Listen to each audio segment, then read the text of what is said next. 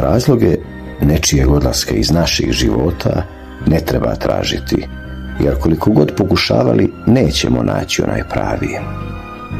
Ja ovaj njegov ne želim da tražim ni među tasovima mog horoskopskog znaka, ni među ljudima i događajima oko nas, ni među razlikama u naravi, mišljenjima, ni mentalitetu.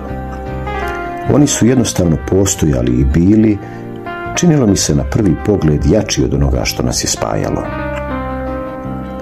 Nažalost, nismo uspjeli da ih prebrodimo.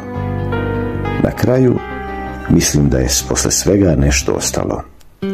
I to toliko lepo i snažno da ću se ja, a nadam se i on, tog vremena i te ljubavi sećati kao nečega što se čoveku ne događa baš svakog dana.